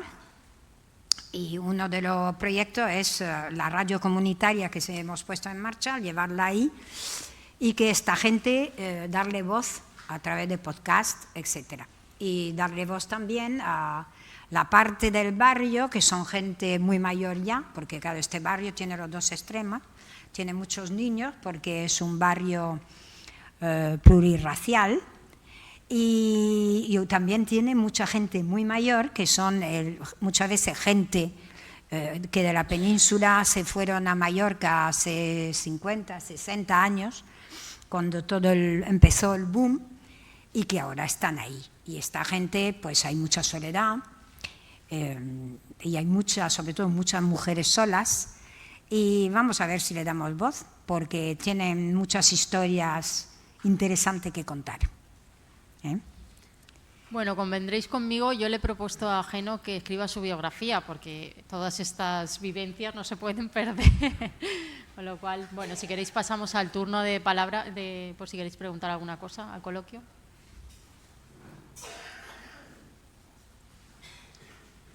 Venga, Baldo, dame caña. ¿Cómo te conozco? Yo quería hacerte una pregunta fácil. Ay, Bueno, que tiene su cosa. las tuyas... ¿Cuántas horas te has llegado a pegar o has llegado a pasar, tanto en los antiguos comisaría como en los antiguos juzgados, detrás de un tema sin conseguir nada? ¡Buah! Pues muchísimas, pero ¿tú sabes la respuesta? Yo tengo 5 o 6. Tú sabes la respuesta porque en alguna de estas epopeyas estabas tú también. Que ahí nos encontramos los dos en los juzgados muchas veces.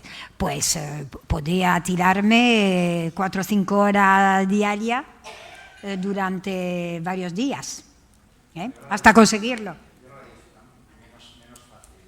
Después de la exposición, yo creo que la verdadera crisis del periodismo viene porque la gente con temperamento, la gente aguerrida, los periodistas, ahora estamos con esas excepciones, se han ido despidiendo o se han ido jubilando.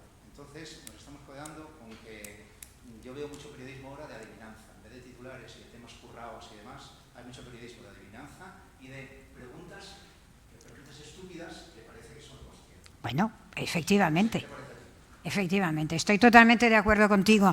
Es que me gustaría yo hacer entrevista ahora a periodistas que están en redacciones. Primero, que las redacciones se han quedado a la mínima expresión, que te voy a contar, mínima expresión. Y normalmente estos jóvenes muchas veces están haciendo prácticas y se usa a los de prácticas como periodistas, como redactores de calle, cosa que antes no pasaba. Vale, pero esto ya casi ha pasado a la historia. Ahora es que no se sale de la redacción. Nadie sale de la redacción. Efectivamente, por eso te hacía la pregunta de las horas. Las horas, claro, claro. Hoy en día nadie sale de la redacción. ¿Qué puñetas vas a poder contar una historia si no sabes de lo que va, si no hablas con nadie? ¿Cuántas horas nos hemos pasado todos cuando había algo, hablando con los vecinos? Bueno, yo sobre todo en mi sección. Pues tenéis que hablar con tu Cristo para poder hacerte que la gente además te diga, pues sí, yo es que creo que no sé qué y no sé cuánto. Esto no ocurre ahora mismo. Al no ocurrir, ¿qué es lo que estamos contando? Bueno, yo he visto, todos hemos visto, no te preocupes, todos hemos visto firmar notas de prensa, que eso ya es el colmo. Bueno, nos tomaremos algo y me lo cuentas, pero me lo figuro. Continente del atraco. Sí, ¿me he equivocado? Ah, Dijo que habían sido 4 millones. 4 millones. Pero fueron, en sentencia salieron 54, Claro. 64. ¿no? Mira, no me acordaba. Sí, efectivamente. 64 salió en sentencia. Sí, lo que En aquel caso me obligaron a rectificar. Tuve que poner, pero después ya me desquité con la sentencia. 89. Que yo sepa, sí.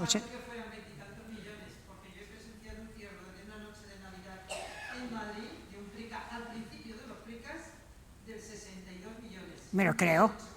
Me lo creo. Y me creo además que posiblemente fueran más de 54 millones, porque había sido, no sé si había sido una fiesta con un fin de semana y habían... pero además es que no había otro. Si me- Exacto. Lo de, sí, de la... No, este estaba muy bien informado, muy bien informado. Claro, ahí el Continente metió la pata hasta el fondo y por eso nunca querían decir cuántos millones habían robado. Eso estaban expuestos en la punta importante. Claro.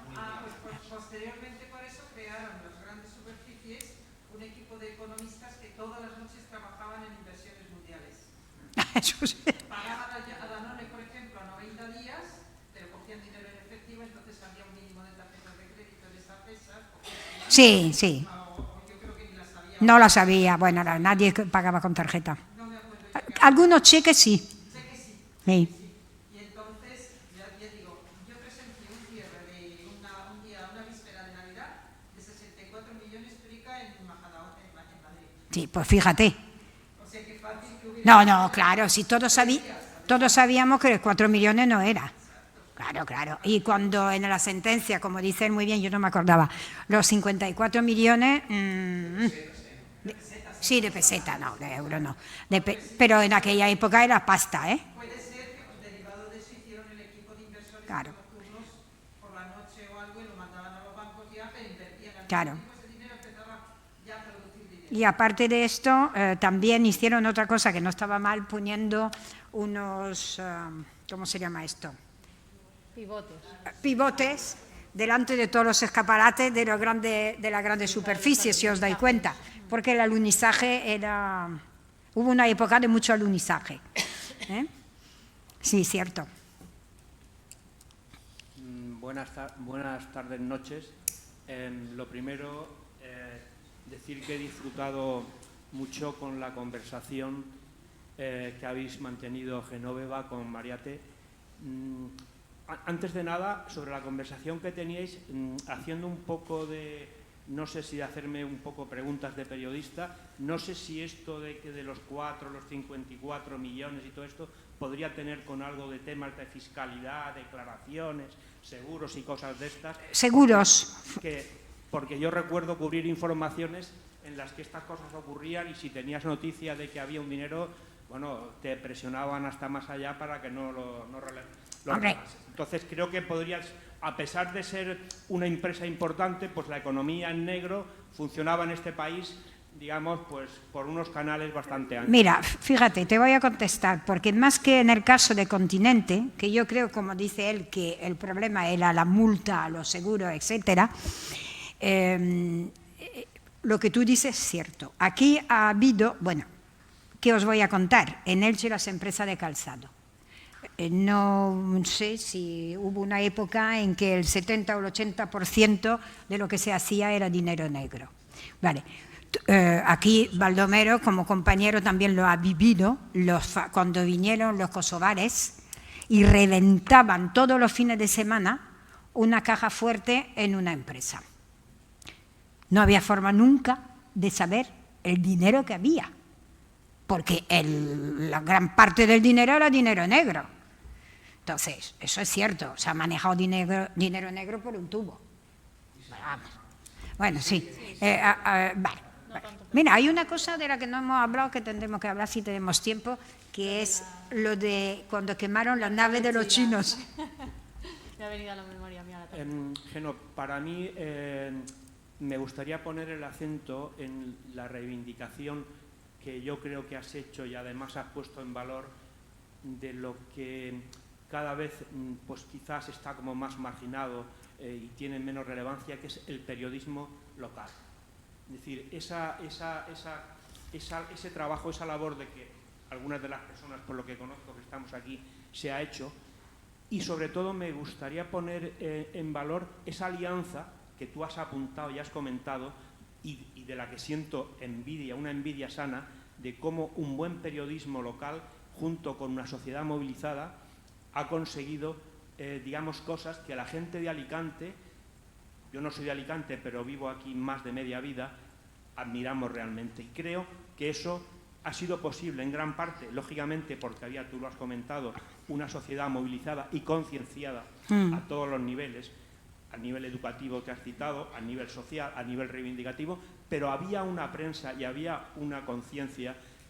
Tú eres el ejemplo, creo que, de esto que estabas comentando, con otros muchos compañeros, algunos están aquí. Muchos hay. Y que eso hicieron posible que Elche sea hoy, para mí, bueno, pues es un ejemplo que Alicante, desgraciadamente, ese tren lo ha dejado siempre pasar. Entonces, en ese sentido, quería reconocer ese trabajo en la doble vertiente.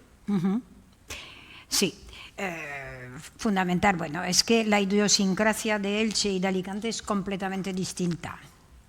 Claro, Elche es una ciudad de trabajadores, de inmigración, llena de inmigración interna, de Andalucía, de La Mancha, etcétera, donde la gente venía a trabajar para buscarse un futuro. Y su futuro era dar una vida mejor a sus hijos, ¿vale? Entonces, esto evidentemente a Elche lo ha empujado. Y luego, pues sí, también hemos tenido la suerte que de vez en cuando algunos políticos han tenido una idea genial, no les ocurre a menudo, pero también les ocurre, cuando se puso en marcha primero lo que se llamó el Parque Industrial en Torrellano y que hoy en día es el Parque Empresarial. El Parque Empresarial es fundamental para Elche y además que luego pues en cierta medida está unido con la Universidad de Elche, hay incubadora de empresas, etcétera, etcétera, y hay grandes firmas de nivel nacional e internacional. Entonces, eso hay que reconocerlo. Eso es así. Y además está conectado muy cerquita del aeropuerto, que también es un enclave de narices. Un enclave importante. Se va para arriba, Alicante le van quitando todo lo que tenía. Como tenía el Nebri, tenía la fábrica de tabaco, tenía la casera, tenía cantidad de cosas. El aluminio, todo se ha quitado. Sí. Aquí en Alicante. Cuando Elche sí, exactamente, es envidia para nosotros. Bueno, pero ten en cuenta que, pero que te digo, es una sociedad muy distinta a la sociedad alicantina y la sociedad ilicitana. Bueno, por desgracia, no es el único sitio, en Parma también. Entonces, bueno, y luego también es verdad que Alicante siempre ha sido una ciudad de servicio. Y Elche, pues, era una ciudad industrial, no tenía más narices que continuar con todo esto. Y cuidado, que cuando hubo la deslocalización del calzado, eso le permitió precisamente a Elche dar un empujón al parque empresarial, porque se buscó de qué manera salir de este atolladero. Yo soy conductor y yo he ido a la Kelme a llevar zapatos que venían de China. Hombre. China. Los mismos trabajadores de aquí de Kelme iban a enseñarlo allí. Y ¿Sí? Los trabajadores que estaban en el paro se venían a descargarme a mí. Sí, sí. Tuvo su bache muy fuerte. Claro, la deslocalización absoluta. Y ya se dieron cuenta de que había que funcionar. No, no se dieron cuenta. Te voy a decir lo que ha pasado y lo sabemos todos. Producir ahora mismo en China, en Taiwán, etcétera, tiene unos costos muy altos. Entonces, para eso nos volvemos a Elche y pagamos a los trabajadores de Elche al precio de los trabajadores chinos. Y todo arreglado. Y nos traemos otra vez la industria, que es lo que ha pasado. ¿Cuánto tiempo durará? No tengo ni idea. Pero es lo de siempre. Es lo de siempre. Pero que era una pena ver ahí el carro ahí que yo iba a descargar. Claro que era una pena. Era una pena. Pero bueno. Todo cerrado como almacén. Las fábricas estaban como almacenes. Claro. JGB, la última que terminó fue la JGB. Bueno, y precisamente viene a enlazar con lo que iba a contar de lo que pasó en Elche con las naves. Estas naves fueron ocupadas por almacenes chinos que dijeron, sí, espérate que nosotros vamos a comercializar. Ocuparon las naves de Carrús, del polígono industrial de Carrús, y claro, la crisis del calzado era tan grande que algunos empresarios empujaron a sus trabajadores a montar pues lo que montaron en Carrús. ¿Y qué hicieron? Pues quemaron varias naves de empresarios chinos y se montó la de Dios. Eso sí que lo cubrí. Vale, tú sabes lo que pasó, ¿vale? Hoy en día, pues no, porque hoy en día ha vuelto, los chinos están conviviendo y la industria del calzado ha vuelto a varias empresas en Elche y ya no hay esto. También es verdad que asistí por parte de la policía, que entró en varios talleres clandestinos de aparatos de chinos en Elche, donde trabajaban en condiciones infrahumanas y donde al mismo tiempo dormían y vivían. Cuidado. Es decir, hay que decirlo todo. Me gustaría incidir en el aspecto de las fuentes. Bien. Creo que es un punto que también nos diferencia respecto al presente, posiblemente. Totalmente. Pues cuéntanos algo. ¿Qué pasaba con tus fuentes? ¿Qué hacías? Bueno, las fuentes, para que existan, tiene que haber una total confianza en ambas partes. ¿vale? Porque claro, vamos a ver, muchas veces yo decía, pero esta gente está loca, mis informantes. Es que se la están jugando. Se la están jugando, porque es que además lo hacían a cambio de nada. Porque eso es así, te daban la información a cambio de nada. Y tampoco me tomo yo mucho café con esta gente, ni les he regalado absolutamente nada. Quiero decir, es una cuestión de confianza, que ellos saben que lo que te cuentan, tú lo pondrás de tal manera que no se sabrá de dónde ha salido. Y si se sospecha, pues que busquen las pruebas, ¿vale? Y que tú, si te llama un juez, te ampara el secreto profesional y no vas a revelar quién te lo ha dicho. Entonces, esto se forja a lo largo de los años. Por eso cuando empiezas, pues te dan por todos los lados, que es lo que estaba diciendo yo, en comisaría, vale. En los juzgados, pues en cierta manera me ha sido más fácil, ¿no? Por lo que te digo, porque trabajaban muchas mujeres en los juzgados. Muchas, todo es relativo, pero bastante más. Y entonces, pues, tener confianza con una tía, pues es bastante más fácil. Empieza a preguntarle por su vida y no sé qué y no sé cuánto, y tu hijo cómo está, y qué ha pasado con tu marido, y bueno, te tiras horas, pierdes horas, y hasta que al final, oye, ¿y hoy qué? ¿Qué ha pasado? Que he visto yo que había un guardia civil ahí con... si te contara, pues cuenta. Es decir, eso es así. Hubo un caso, mira, que cuento rápidamente. En un famoso restaurante en Elche, un chico que trabajaba de camarero y que supuestamente había estudiado medicina y lo contrató un seguro privado como médico. ¿Vale? Pero espérate. Bueno, total, que un día llego al juzgado y me dice una oficial, ¿a que no te has enterado lo que ha pasado? Digo, no, si no me lo cuento no me he enterado. Dice, pues mira, acaban de detener a un tío que dice que es médico y no es médico. Y ese tío le llevé yo a mi hija en el seguro privado hace 15 días. Digo, ¿y qué ha pasado? Cuéntame. Dice, pues tú fíjate el tío si era listo, que no tenía ni puñetera idea, pero tenía a dos chicas, a dos médicas de práctica al lado, y el tío lo que hacía es que le decía, ¿qué opinas tú que tiene la niña? ¿Qué le recetaría?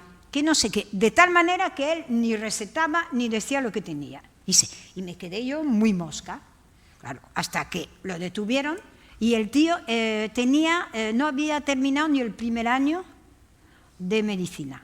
Y una aseguradora muy famosa lo había contratado porque el tío había falsificado todo. ¿Vale?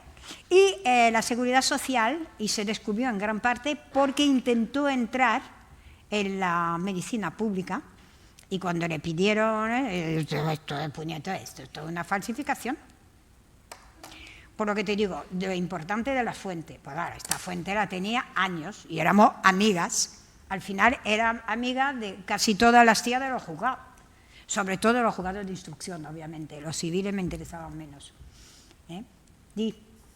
Tiene doble mérito tu caso, porque, como bien decías, como se apuntó, era un mundo muy machista. Extremadamente. Sobre todo en la comisaría. ¡Oh, qué asco! Entonces, dejo constancia de tu esfuerzo y tu paso por ahí. Mucho el hacerse con fuentes Era difícil. Bueno, en los juzgados lo suyo, pero sí. Sí, pero los juzgados era más fácil. Ahora que la policía era brutal. No voy a decir de qué hablábamos tomando cervezas.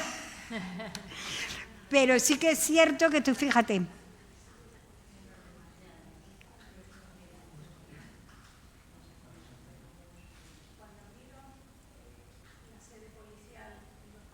Sí. Bueno, ya sé a qué te refieres. Ella se refiere al... no sé si tú estabas todavía en Elche. No, cuando abren un retén de policía en el barrio de los Palmerales. ¿Te acuerdas? Esto fue la leche. Estaba la policía encerrados con... Atrincherados delante de un esto de hierro, de una, ¿cómo se llama? Una persiana de hierro, metálica. Sí, sí, sí, sí. Y el tío que fuimos a hacer un reportaje con Paco, con el fotógrafo, estaba solo dentro, atrincherado, y me habla a través de la reja y no quería abrir. No quería abrir. Al final nos abrió y esta comisaría no servía absolutamente de nada. Es que en aquella época el barrio... El barrio de los Palmerares era el supermercado. Había 3 supermercados de la droga en la Comunidad Valenciana. 3. Era el Los Palmerares en Elche, que era la Tafalera en Elda, la Tafalera, que era la leche, y luego en Valencia, al lado del puerto, que no me acuerdo cómo se llama, que era también la Repanocha, ¿vale? Esos eran los 3 grandes supermercados de la droga donde venían a comprar. También tuviste un episodio con la matriarca de... Hostia, la matriarca, cuando... ¿Te acuerdas del Rincón de Bonanza? El Rincón de Bonanza. Tú sabes que en los Palmerares se había puesto nombre a los diversos... puntos. Estaba el Rincón de Bonanza, estaba... Bueno, vale. Total, que por fin decidieron que había que desalojar a toda esta gente del Rincón de Bonanza porque era donde más tráfico de droga había, era un escándalo absoluto, porque además hay que pensar que era la época de la heroína, no era ninguna broma, había muerte por sobredosis todos los días. Bueno, y nada, vamos con Paco Uclés, mi querido fotógrafo, que era un cagao. Paco estaba siempre, tú te acuerdas de Paco, y me decía, Geno, que por favor, que me van a romper la cámara, que ya me la han roto en alguna ocasión. Total, estábamos montando guardia ahí en el Rincón de Bonanza, que además era un patio interior, con lo cual tenía poca salida en caso de que nos hubieran dado, ¿vale? Y Paco detrás de mí con la cámara. Decía, Paco, dispara, coño, Paco, saca. Y baja la matriarca, la del clan, era una tía además guapísima, y tenía a todos los hijos en la cárcel, y baja además, porque estaba desalojando su piso, con un retrato grande suyo, que no sé lo que le habría costado esto. Bueno, y ve a Paco disparar y dice, te voy a rajar. Pero así, Paco, Geno, vámonos. Digo, ¿qué puñeta nos va a rajar? Que nos mata, Geno, que nos mata. Y entonces dice, como mañana salga la foto en el periódico, te rajo a ti y a ella. Digo, vale. Digo, dispara, Paco. Total, hicimos la foto y nos fuimos. Al día siguiente salió la foto en el periódico. Y ahí que se nos presenta la matriarca en el periódico. Os voy a rajar a todos porque no sé. Digo, venga, vete, porque ahora mismo viene la policía y va a rajar a tu madre. Venga. Y al final se fue. Pero vamos. Paco estaba para morirse. Como cuando traían a un detenido, un asesino a los juzgados y que había que montar guardia. ¿Tú te acuerdas, no? Que venía la familia, nos insultaba, querían currarnos, etcétera, etcétera. Y me acordaré toda la vida, era las 9 o las 10 de la mañana, y decía, Paco, monta guardia ahí porque si no, no tenemos la foto. Porque además tenía muy mala leche para poder hacer fotos. Y total, 9:30 de la mañana, y ya había móviles. Me llama Paco y me dice, Geno, vente para aquí porque yo me voy, tengo miedo. Digo, pero vamos a ver, Paco, ¿qué quiere que haga yo? Y total, que me fui para ahí y hicimos la foto. Y digo, pero es que me quieren matar. Claro, porque era un tío, había habido un asesinato en los Palmerares por un asunto de droga. Y claro, estaba toda la familia de los Palmerares ahí y nos querían currar a todos. Pero eso era muy a menudo. Es decir, la anécdota, bueno, claro, evidentemente. Y por lo que decía de las fuentes, pues la fuente es una historia de confianza, sobre todo, y continúa siendo, obviamente, lo poco que trabajan ahora, y con los políticos también era una historia de confianza, aunque le decía, papeles. Eso sí, yo siempre pedía papeles. A ver, yo no me creía las cosas porque sí, porque luego me las jugaba yo. Pero bueno, yo la verdad es que lo he disfrutado, me lo he pasado muy bien.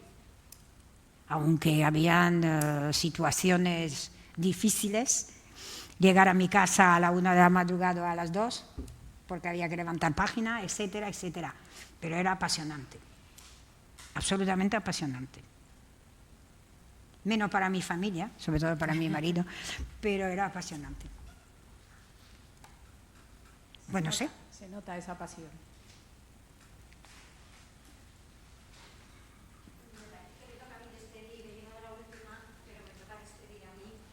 Venga, que hemos sido compañeras.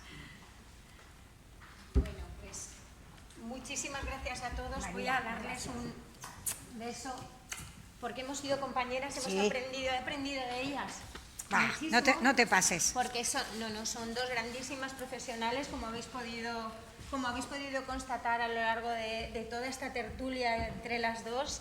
Se nota la pasión, se nota el dominio del oficio, que eso se va desgranando y se va viviendo, y son unas maestras. Genoveva nos ha enseñado un montón. Yo también tengo una anécdota con ella, porque cuando yo entré en el periódico, a mí me decían que era la hija de Geno. Sí, es buenísimo aquello. Entonces era, claro, ha venido la hija de Geno, y entonces va a trabajar ella ahora en el periódico, porque mi apellido es Martín. Y entonces Geno tenía que decir siempre, no es mi hija, no es mi hija. No la he enchufado. No la he enchufado. Es verdad, es verdad. No me Muchos acordaba. años estuvimos, además la han llevado a Elche para que no se note. No. La han llevado a Alicante porque yo estaba en Elche.